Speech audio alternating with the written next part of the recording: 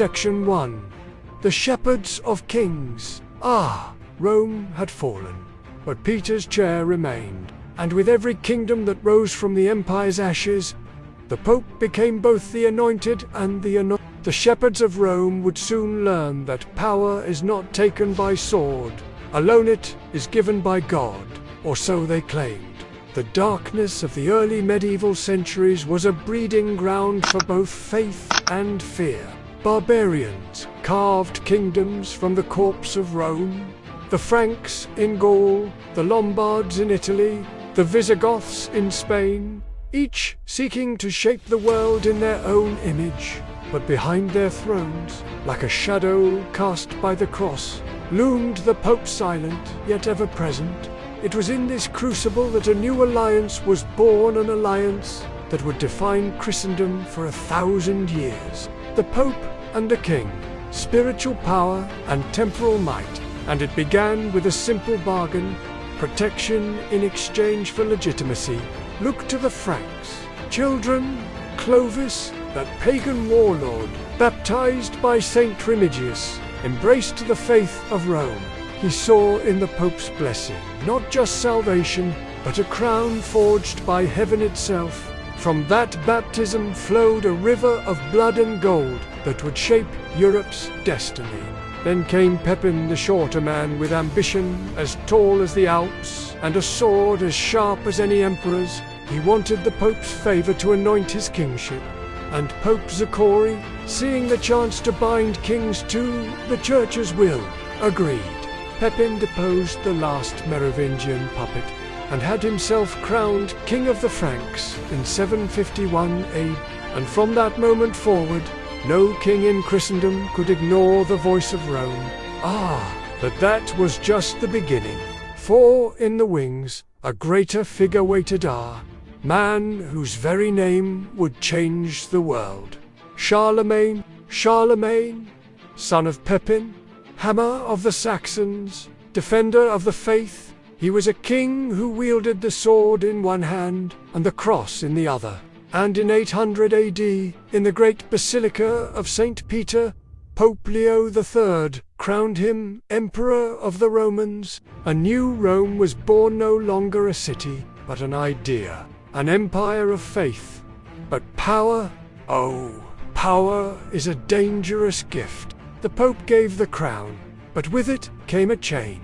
For by crowning Charlemagne, the Pope declared that even emperors must kneel before the chair of Peter, and so began a dance that would define the Middle Ages. The Pope and the Emperor, brothers in faith, rivals in power. Do you see, my flock? The papacy had learned to wield the keys of heaven and the scepter of earth. No longer content to guide the faithful, the Pope would now judge kings. He would anoint emperors. He would decide which wars were holy and which were damned. And yet, even as the Pope's shadow grew, darkness crept into the Church itself. Wealth, corruption, and pride began to rot the very bones of Peter's house. Simony, buying and selling holy offices, spread like a plague. Nepotism, favoring family over faith, became a poison in the veins of the clergy. And all the while, the Pope sat at the pinnacle, balancing the cross and the crown. This is the paradox of Rome. Children, a throne built on the blood of martyrs, now crowned with the gold of empire. A church born in persecution, now wielding the power of kings. But the seeds of pride had been sown, and from pride comes the fall. For even as the Pope crowned emperors and judged nations, a storm was gathering. One that would test the very foundations of the papacy, one that would reveal whether the Bishop of Rome was truly the vicar of Christ, or just another king in a city of kings. But that, my flock, is a tale for another section. My brothers and sisters, gather close and listen, for in the year 750 the winds of the world changed.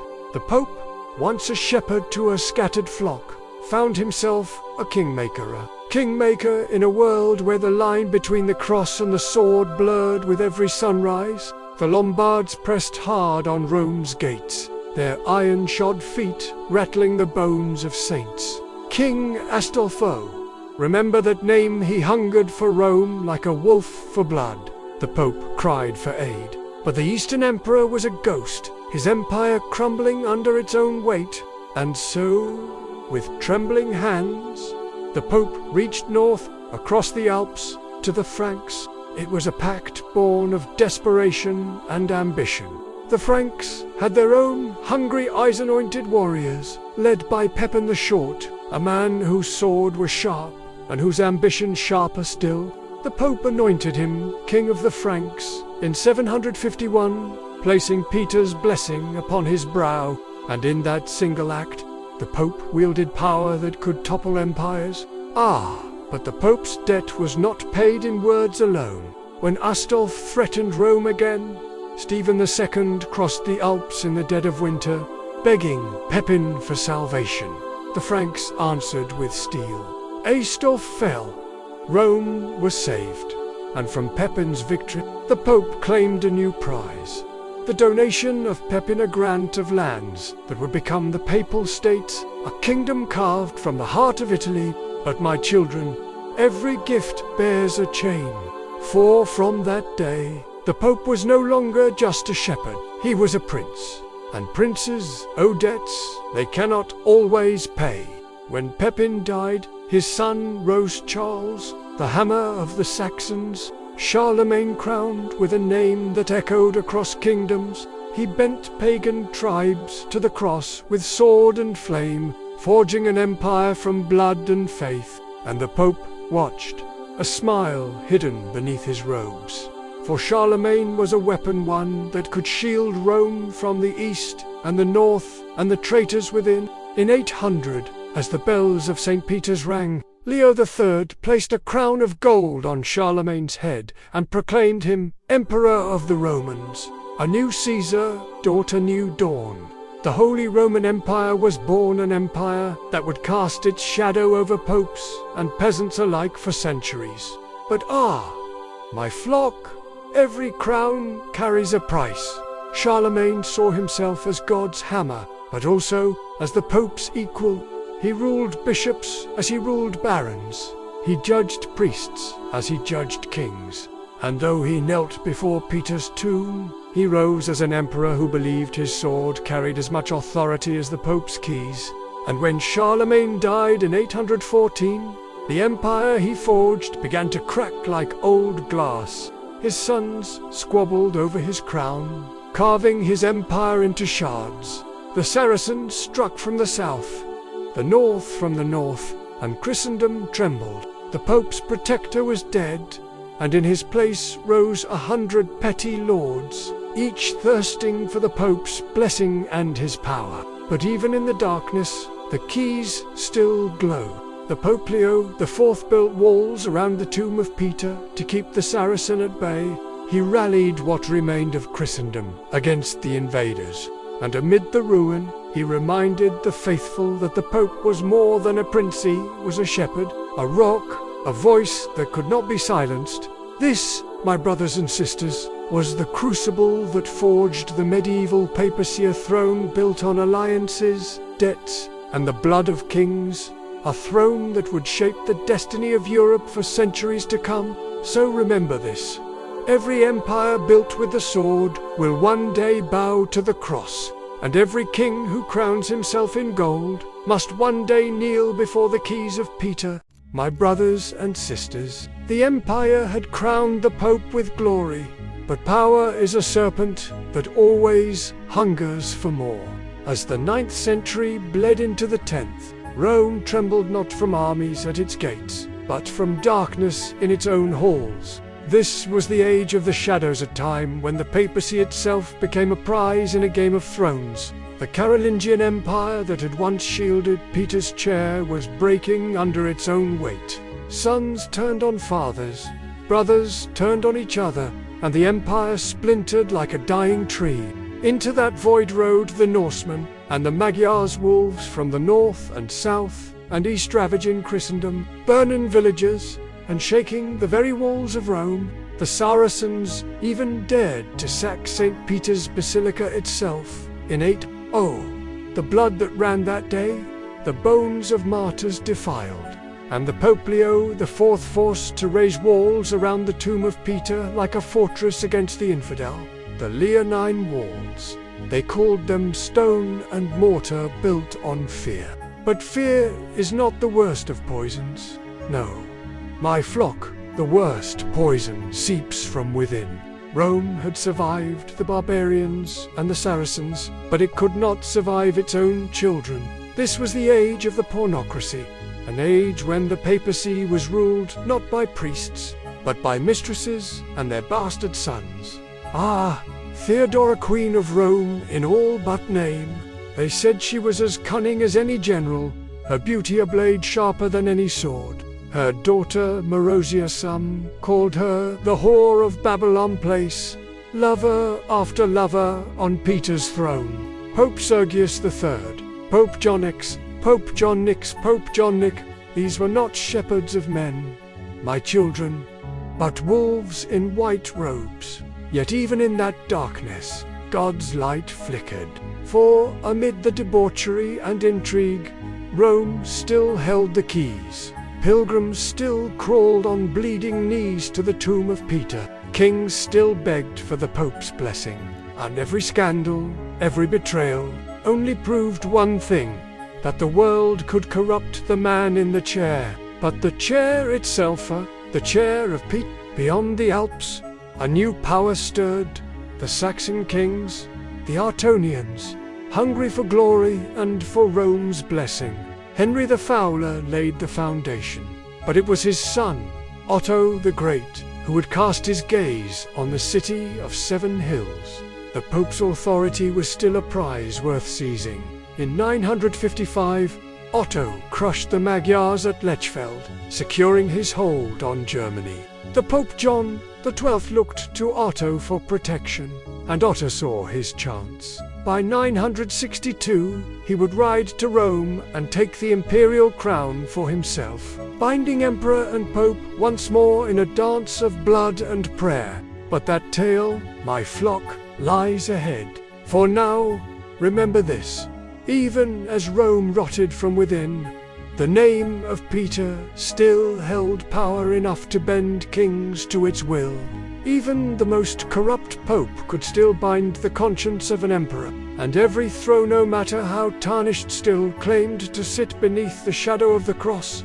This is the paradox of faith, children, that even the blackest night cannot drown the light completely, that even the weakest shepherd can still guard the flock, and that the chair of Peter, though marred by sin and ambition, still bore the weight of heaven's keys.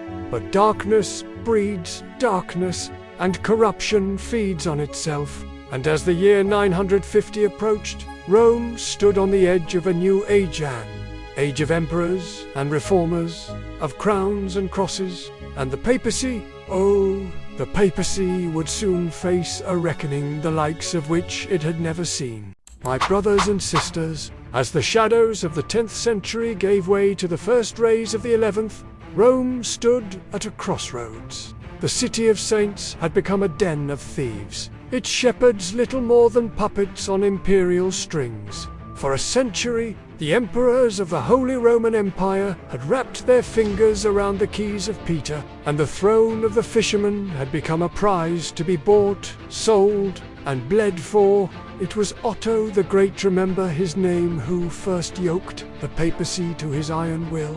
In 962, he came to Rome with his legions and demanded the Pope's blessing to be crowned emperor. Pope John XII, scarcely more than a boy, gave him that crown. But power is a serpent, children, and John soon plotted to cast off the imperial chains. When Otto learned of John's betrayal, he marched back to Rome with fire in his eyes. He deposed John, installed Leo VIII in his place, and taught the world that emperors could make and break. Thus began the age of the emperor's yoke. Year after year, emperor after emperor, Rome bowed to the will of German kings. Every pope owed his seat to imperial favor.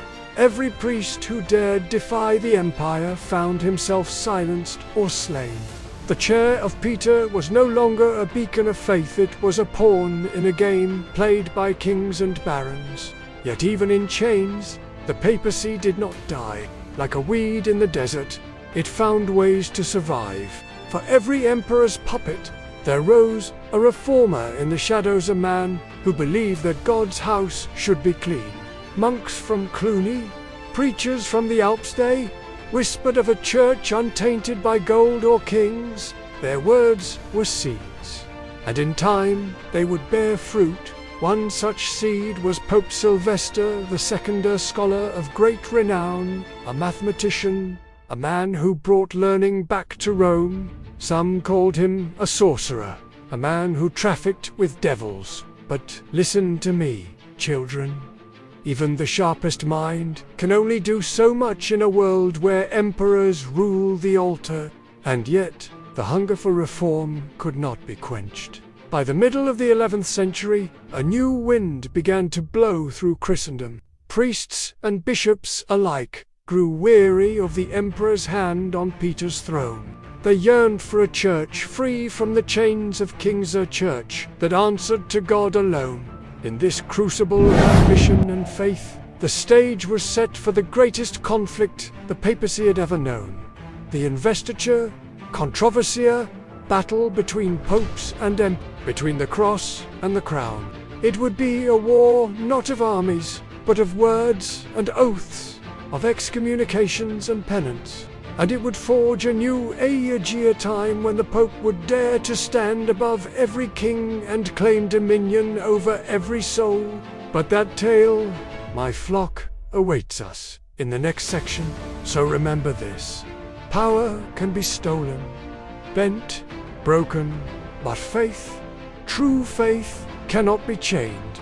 Even in the darkest of nights, the light of the keys endured, waiting for the day it would burn bright enough to blind the eyes of kings. Ah, my children, now we come to the heart of the storm. The year is 1050, and the papacy, long bound by the chains of emperors and the poison of politics, stands on the brink of a revolution. A revolution born not of swords, but of a single question: who holds the keys to heaven, and who bows the knee to whom? It was Pope Leo IX who first dared to crack the emperor's whip. He gathered reformers around him, men who burned with a holy fire to cleanse the church of its sins. Priests selling sacraments, bishops bartering for power, kings laying hands on the shepherd's staff. These were the blights that choked the vineyard of the Lord. Leo and his successors, Hildebrand among them, declared war on corruption. And in that fire, a new weapon was forged: the papal reform movement. A Hildebrand Pope, Gregory VII. Mark that name, for it was he who would bring Rome's sword to the throat of kings. In 1075, he issued the Dictatus Papae, a thunderous decree that declared the Pope above all emperors, all kings, all powers of this earth, that only he could depose a ruler, that only he could appoint bishops, that the Pope was the vicar of Christ, the supreme judge of all. And so the clash came, a clash that would tear Christendom in two. Emperor Henry IV, crowned in the halls of Aachen, refused to bow to Rome's yoke. He named his own bishops, defied Gregory's decrees, and Gregory, in the name of Peter, excommunicated him, cut him from the body of Christ. No sacraments, no salvation, no hope, an emperor laid low by a priest's pen. Yet Henry was no lamb. He raised his armies and marched on Rome. But fate is a curious thing, my children, for at Canassa, in 1077, the emperor came barefoot in the snow, begging the Pope's mercy. 3 days he knelt, until Gregory lifted the ban. But even mercy has its price, for though Henry regained his crown, the seeds of rebellion had been sown, and the empire would never be the same. The investiture controversy they called it a war, not just of armies, but of ideas. Who anoints a bishop? Who crowns a king? Who speaks for God? The Pope's answer was clear. Only Rome held the keys. But power, once grasped, breeds division. Gregory died in exile, hounded from Rome by Henry's vengeance, and in his place rose Urban II, a man who saw that the Pope's power did not lie only in the West, but in the East as well. Urban II, whose voice thundered at Clermont in 1095, calling for a holy war to reclaim Jerusalem from the infidel. The First Crusade was born of his breath, a tide of blood and faith that washed over the Holy Land and cemented the Pope's role not just as shepherd, but as general. But every triumph bears its own curse, for with every victory came new temptations. The popes, legates crowned kings, brokered kingdoms, wielded swords as easily as crosses. Rome had become more than a city of saints. It was now a city of kings. By 1150, the papacy stood at a height it had never known before. But even the mightiest throne trembles, for the seeds of ambition had been sown, and soon emperors and kings alike would rise to challenge the Pope's claims. That my flock is a tale for another time. Remember this: power without purity is a blade without a hilt. It cuts the hand that wields it as easily as it cuts the neck, and the shepherd's staff, wielded in pride, can become a sword.